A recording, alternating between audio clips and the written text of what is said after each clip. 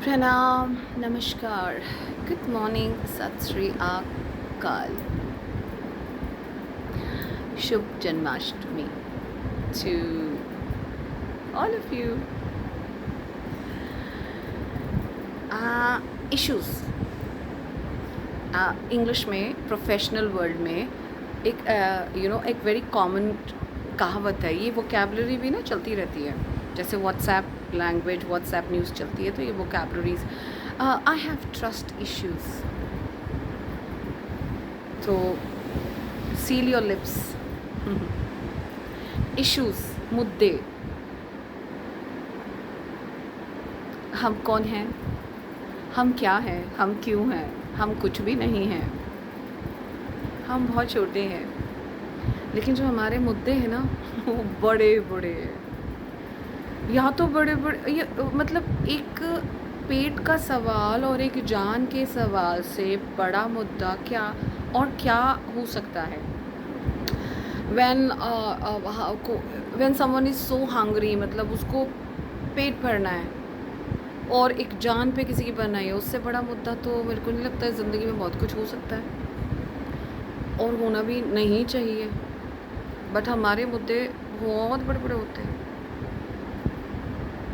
और बड़े बड़े अगर मुद्दा हुआ भी नहीं तो एन एग्ज़ाम्पल, अगर मैं किसी को कुछ बोलूँ तो उसकी सोच का पता नहीं मुझे, क्या बुद्धि से वो क्या सोचे, और वो मेरी सोच, मेरी बोली को कहाँ कहाँ पर किस किस वे में बताए, और उसके आगे उनकी सोच कैसी है वो किस किस वे में आगे आगे आगे बताएं। तो कभी कभी मुद्दा इतना होता है और वो इतना बड़ा हो जाता है। Making a mountain out of a mall, दिल का ताड़ बनाना कहते हैं। सो हमारी जो ग्रोथ है ना, हमारी growth mentally, emotionally, spiritually, economically, सारे फैक्टर्स ले लो, यहीं पे रुकी हुई है। हम कुछ ज़्यादा ही मुद्देज बना लेते हैं, और एक मीडिया, मास मीडिया तो बल्ले बल्ले, वो तो मुद्दा बनाने में ही सारा दिन टीआरपी लेना उसको। कोई न्यूज़ होगी तो न्यूज़ उतनी नहीं होगी जितना आप रिपोर्टर को सुनोगे, द वे ही स्पीक्स, वो बोलने में इतना अतर पतर हो जाता है, एंग्जाइटी रिलीज़ हो जाती है, उसकी आवाज़ ऊंची हो जाती है, डर पैदा कर देता है वो एक रिपोर्टर। So when you listen to some mass media communication people, उनकी टोन सुनना आप, वो बिल्कुल वैसा, और पीछे से बैकग्राउंड म्यूज़िक चलेगा, तो वो मुद्दा एक्चुअली में, अगर वो बैकग्राउंड म्यूज़िक और उसकी टोन और उसका सब कुछ बंद कर दो और सिर्फ आप क्वाइटली चार्ली चैपलिन की तरह, मिस्टर बीन्स की तरह मुद्दा देखो, तो शायद वो मुद्दा बहुत छोटा होगा, तो बना दिया जाता है। पर्सनल लाइफ में भी मुद्दा होता कुछ नहीं है, बना दिया जाता है। इतनी बड़ी बड़ी एक्सपेक्टेशंस होती हैं, समझ नहीं आता किस बात की एक्सपेक्टेशंस है। अरे एक्सपेक्टेशंस हैं तो क्यों है, हम उम्मीदें पाल के रखते हैं, उम्मीदें नहीं है ये, एक्सपेक्टेशंस नहीं है ये। यहीं पे तो गड़बड़ हो रही है सोच की। रिश्ते में सब खोट खप इसीलिए मच रही है, प्रोफेशनली भी कह लो, पर्सनली भी कह लो। No expectations, it's a responsibility. अगर मैं एक जॉब करती हूँ, it's my responsibility to earn my bread and butter with honesty. नमक खाया मैंने, अब वो कैसे सेल करना है उस माहौल में, मगरमच्छ भी होते हैं ना, गंदे वाले, निगलने वाले, तो वो आपकी स्किल धीरे धीरे डेवलप होती है। पर्सनली भी हर इंसान की सोच दूसरी होती है, समझ दूसरी होती है, कौन से एरा में वो बैठे थे, कहाँ जन्मे थे, 1930s 40s में जन्मे हैं, सो उनका सोच, उनका वो कुछ डिफरेंट होगा आज के हमारे जनरेशन या आगे हमारे बच्चों की जनरेशन से। तो वहाँ पे इतनी खप नहीं मचानी चाहिए, आराम से एंजॉय करो, देखो ट्रांजिशन पीरियड, उसको सोचो कि कितना अच्छा है। एक बार मोबाइल नहीं होते थे, आज मोबाइल है।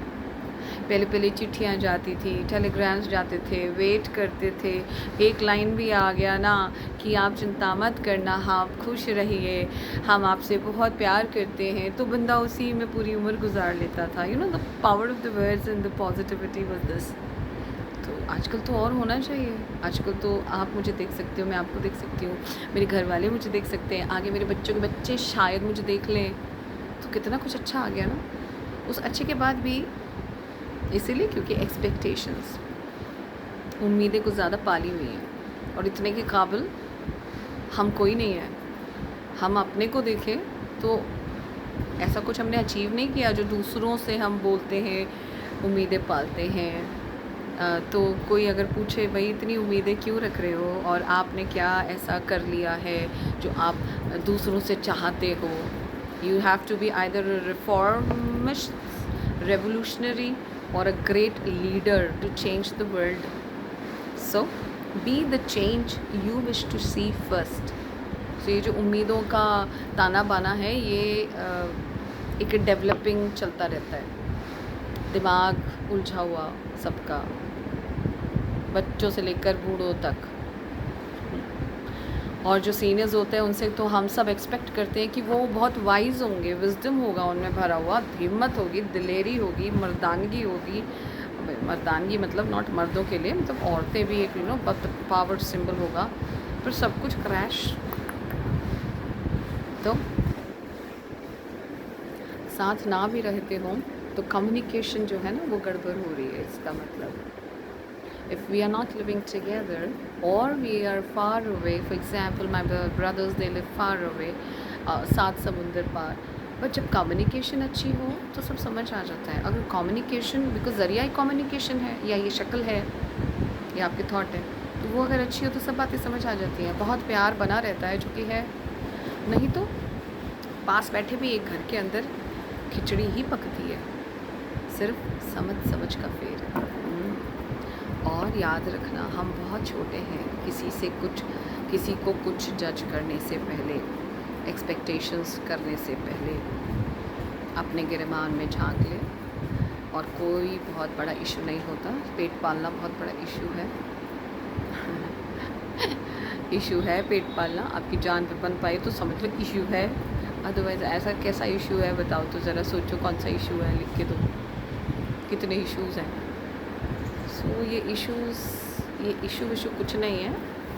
जब ये इश्यूज़ आते ना तो ये तो प्यार से समझाया जाता है या चार से जूते मार के, जो ना सिर पे जूते पड़ने चाहिए। सो आजकल जूते पड़ना कम हो गए हैं, आजकल हम हाँ में हाँ मिलाने वाले हो गए।